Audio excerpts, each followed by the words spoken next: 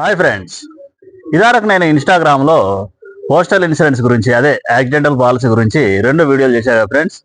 అందులో ఒకటి 10 లక్షలది, రెండోది 15 లక్షల గురించి ఎక్స్ప్లెయిన్ చేస్తే చాలా మంది కామెంట్ రూపంలో ఇదంతా ఫేక్ అన్న, మమ్మల్ని పోస్టల్ డిపార్ట్మెంట్లో ఎవరు పట్టించుకోవడం లేదు, మీరు చెప్పేది అంతా అబద్ధం అని చాలా మంది కామెంట్ చేస్తే నేను 3 రోజులుగా ట్రై చేసి ఒకటి 15 లక్షల పాలసీ తీసుకున్నా నా సొంతగా, ఇంకొకటి 10 లక్షల పాలసీ కూడా తీసుకున్నా ఫ్రెండ్స్. ఎందుకంటే చాలా మంది అసలు ఇదంతా ఫేక్ ముచ్చట అని కొట్టి పారేస్తారు, కానీ ఖచ్చితంగా అందుబాటులో ఉంది ఫ్రెండ్స్. ఆడా మగ తేడా లేదు, ఎవరైనా తీసుకోవచ్చు. 65 సంవత్సరాల లోపల, 18 సంవత్సరాలు దాటిన వాళ్ళు ఎవరికైనా ఇది అందుబాటులో ఉంది.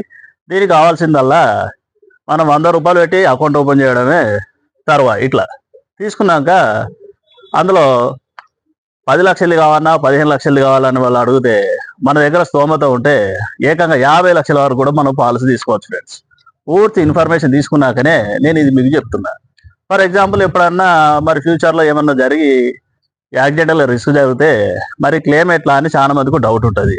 క్లెయిమ్ గురించి కూడా నేను ఎంక్వైరీ చేస్తే పోస్టల్ డిపార్ట్మెంట్ వాళ్ళు ఏం చెప్పారంటే, ఇది మనం ఉండేది పల్లెటూరు అయితే ఏది జిల్లా స్థాయిలో ఉన్న హెడ్ పోస్ట్ ఆఫీస్ దగ్గరికి పోయి అన్ని రకాల వివరాలు తెలుసుకొని అక్కడ అప్లై చేసుకుంటే క్లెయిమ్ 100కు 100% వస్తుందని వాళ్ళు ఖచ్చితంగా చెప్పారు ఫ్రెండ్స్.